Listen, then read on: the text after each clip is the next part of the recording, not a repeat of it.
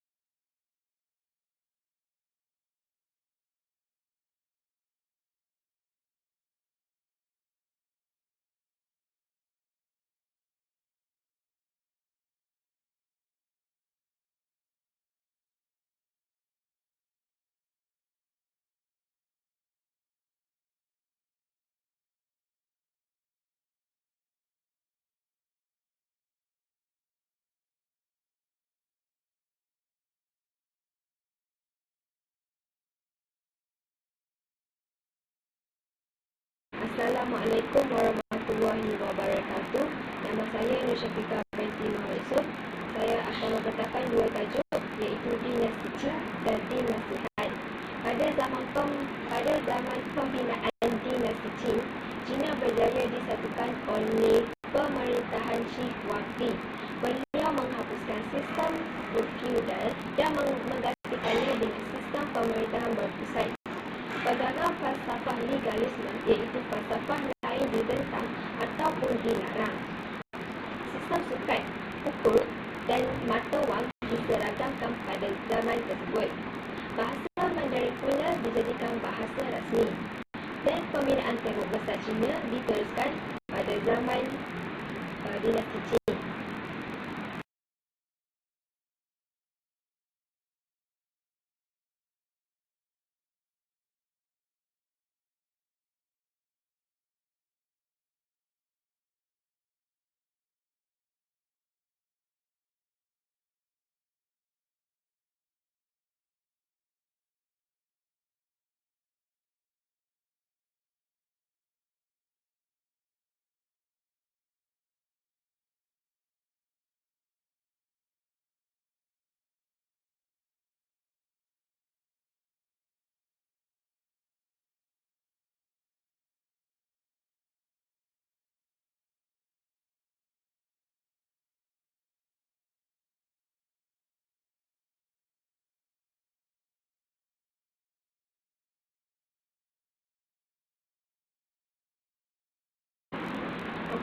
Seterusnya ialah Dinasti Han.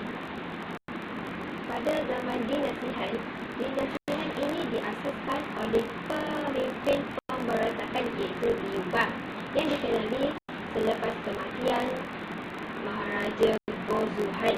Peralihan ini memisahkan Han kepada dua tempoh, iaitu Han Barat dan Han Timur. Dinasti Han ini merupakan titik permulaan sistem tulisan Cina baharu, iaitu Hanzi. Salah satu daripada dinasti utama yang merupakan satu tempoh pengembaraan geografi yang besar, di mana pengaruh Cina tersebar barat ke Asia Tengah, utara ke Korea dan selatan ke Semenanjung Malaysia. Seni bina Cina sentiasa menggunakan sistem asli pada pembinaan untuk mengekalkan prinsip dari zaman prasejarah ke hari ini. Kerja-kerja pengairan dan pengawalan banjir menggunakan sistem kejuruteraan hidrolik.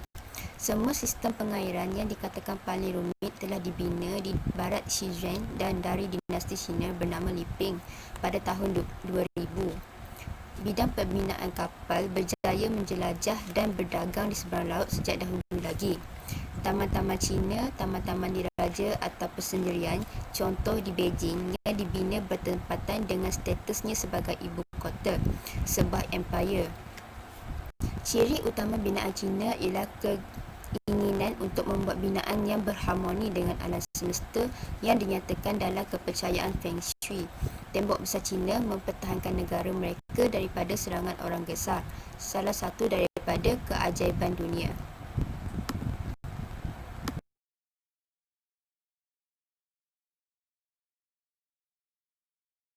Tembok besar Cina merupakan satu siri kubu Cina silam yang dibina sekitar 200 sebelum Masihi dan diperkukuh antara akhir abad ke-14 sehingga permulaan abad ke-17 semasa dinasti Ming untuk melindungi utara Cina daripada serangan orang-orang Hun.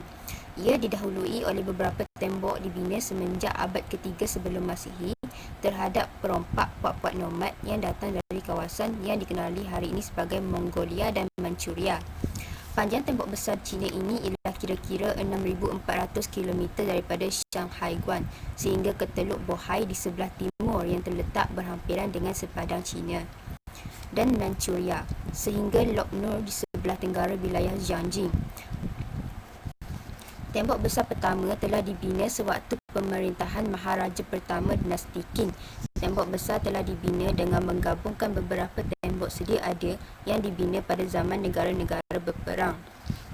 Kerajaan telah mengerahkan para petani membina tembok ini dan ramai yang mati ketika membinanya. Oleh itu, ia juga digelar kubur terpanjang di bumi.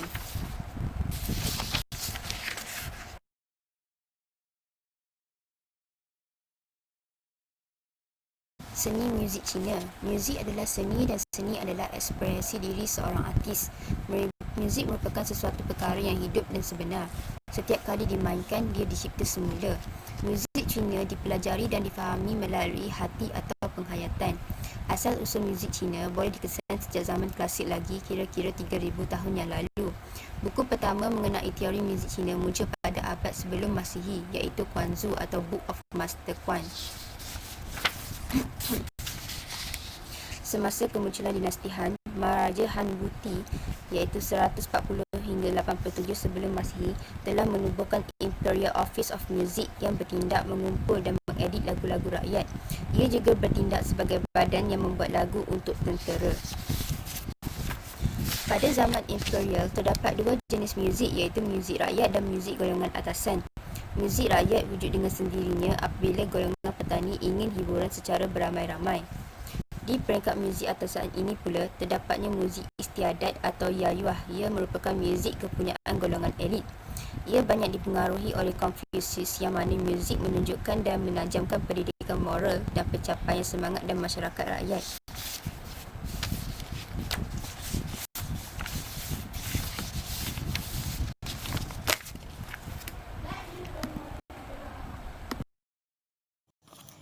Kita sambung dengan seni tembika Cina.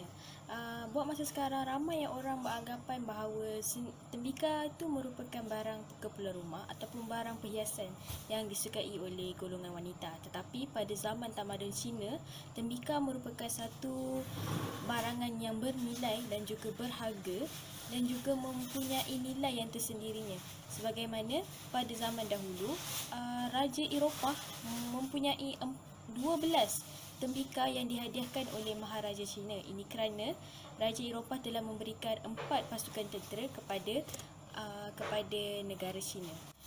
Pada zaman purba, tembika Cina berkembang daripada warna, iaitu pada awalnya tembika bermula daripada tembika berwarna biru dan seterusnya tembika warna putih dan juga tembika yang berwarna.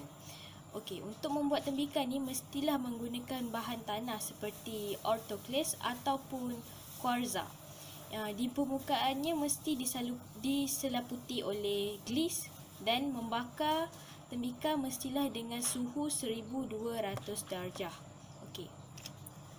Pada zaman dinasti Ming dan juga Qing ialah merupakan zaman pengeluaran tembika.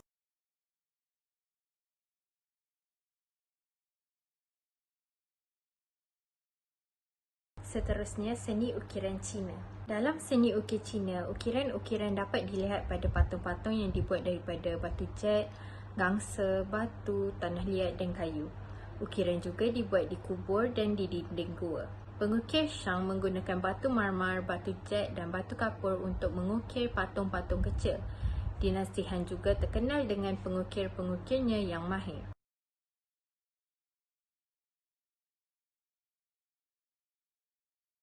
Seterusnya, seni kaligrafi Cina. Kaligrafi dianggap mempunyai keunikan dalam membayangkan kemurnian dan kualiti seseorang ahli kaligrafi dari segi pemupukan personaliti. Terdapat pakar kaligrafi yang cemerlang dan unggul, di antaranya ialah Wang Jiqi dari tahun 321 hingga 379.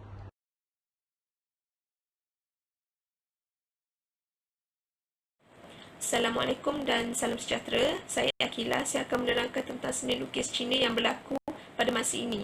Asalnya, seni lukis Cina banyak menggunakan sutera, kemudian berlaku peningkatan penggunaan kertas dan buku menjadikan ianya semakin berkembang. Seni lukis ini juga mendapat sokongan daripada pemerintah dengan cara diberi peruntukan dan permintaan yang tinggi daripada golongan atau individu kaya selaku penggemar seni halus ini. Seni lukis ini juga mengalami inovasi dan perubahan mengikut kesesuaian, menjadikan bidang ini semakin berkembang dan memberi keuntungan. Selalunya tokoh-tokoh manusia seperti pemerintah digambarkan dengan cara pemotretan melalui pandangan muka penuh hadapan sebegini, ataupun pada pandangan sebahagian muka seperti ini. Babak penceritaan juga dilukis sama ada secara melintang atau menegak dan dilakukan pada permukaan scroll kertas ataupun sutera.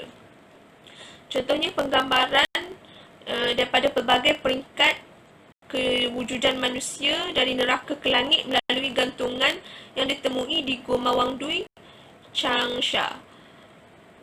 Lukisan landscape juga sering dilukis dengan gambaran syurga dan menjadi gambaran yang sangat terkenal pada masa itu. Secara umumnya, pelukis Cina dia meniru realiti semata-mata, bukanlah meniru realiti semata-mata, tetapi ingin menyampaikan intipati subjek.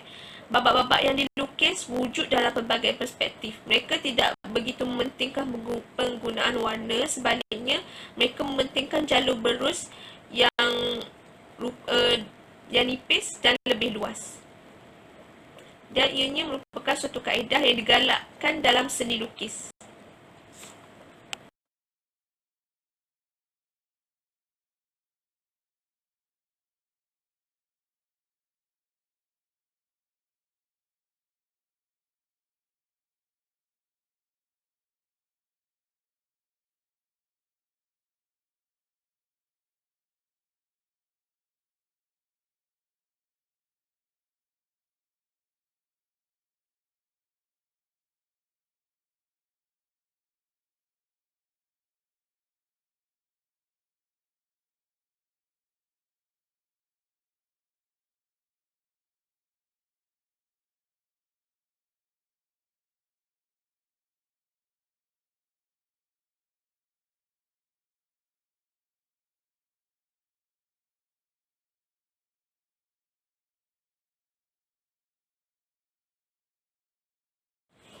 Untuk seni arca, kita ada batu-batu yang dicop dan diukir seperti batu-batu hiasan yang terdapat di kawasan pemakaman, di mana ianya menjadi suatu yang umum yang terdapat di kawasan makam. Penciptaan arca ini juga merupakan perkara baharu kerana penciptaan karya seni sebegini kekal terdapat di dalam bahan yang tahan lama. Contoh terbaik adalah dari kuil Wuliang di Jiaxiang, di mana terdapat 70 kepingan batuan menunjukkan keadaan perang dan juga tokoh sejarah terkenal seperti Confucius. Ianya juga berfungsi sebagai buku sejarah yang disertai dengan teks serta meliputi sejarah Cina secara kronologi dan rekod-rekod bergambar. Patung berukuran besar sebenarnya jarang berlaku, tapi ada beberapa patung yang mewakili jeneral dan pegawai yang berdiri di luar kubu mereka. Kubu-kubu yang terdapat pada masa ini. Beberapa patung-patung kecil dipersembahkan dalam bentuk haiwan seperti kuda dalam bentuk bahan tembaga. Ada juga patung-patung tembikar seperti yang berbentuk wanita, lelaki dan pembantu rumah yang menjadi suatu yang biasa dilihat pada masa ini. Okey, untuk bahan acar seterusnya ialah batu jade. Batu jade merupakan suatu yang sangat berharga kerana sukar ditemui, tahan lama, dianggap suci serta ada kepercayaan mistik tertentu yang dipercayai oleh masyarakat pada masa ini. Selalunya ia diukir dalam bentuk binatang, manusia dan makhluk-makhluk mitos tertentu. Okay, pengukir jade zaman ini menggunakan latihan pemotongan bulatan dan alatan besi tetapi dalam bentuk kepingan yang lebih rendah kualitinya. Oleh itu, pembuatannya lebih cepat dan boleh dikeluarkan dalam skala yang besar. Okay, ciri istimewa jade ni ciri istimewa jade adalah kecacatan dan kerosakannya boleh menjadikan batu jade ni dihasilkan dalam sebagai acar yang lebih menarik. Okay, pada abad ke-1, jade putih tulen meluas dari Asia Tengah berikutan perkembangan empayahan. Penciptaan baju suit jade dipakaikan kepada mayat dan makam keluarga diraja dalam bentuk yang unik dan menakjubkan. Tujuannya adalah untuk melindungi tubuh mayat daripada beribu-ribu potongan jahitan segi empat tepat yang diukir bersama dengan emas atau kawat perak.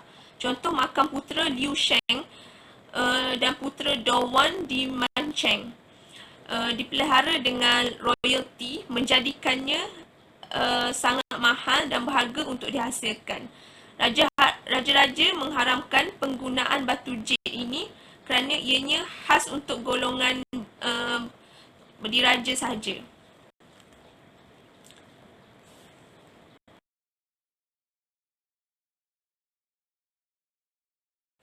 Baiklah, untuk rumusan, seni Cina tampak yang ditunjukkan mempunyai ciri, teknik dan gaya tertentu yang mana kita boleh mengenal pasti seni mereka sangat berbeza dengan seni daripada masyarakat-masyarakat lain yang ada di seluruh dunia. Seni mereka mempunyai keunikan tersendiri kerana menggunakan bahan-bahan semula jadi seperti sutera, logam, bulu haiwan, tanah liat dan sebagainya. Mereka di sini jelas bahawa mereka banyak memanfaatkan kekayaan bahan-bahan yang terdapat di sekeliling mereka dan setiap seni mempunyai tujuan, kisah dan ciri tersendiri di mana keadaan tersebut menjadi kelaziman dan dalam kehidupan seharian masyarakat Cina. Masyarakat Cina juga dilihat sangat menghargai seni sehingga golongan atasan seperti diraja, golongan bangsawan, orang-orang kaya banyak memberi peruntukan terhadap kegiatan seni ini. Konsep dan motif seni mereka juga berdasarkan alam semula jadi. Kegiatan seni secara tak langsung membantu pertumbuhan ekonomi dan sosial negara. Kepercayaan masyarakat serta penggunaan teknologi semakin berkembang disebabkan penghasilan barangan dan produk kesenian yang mementingkan kualiti yang terdapat dalam masyarakat mereka pada masa ini. Sekian, terima kasih.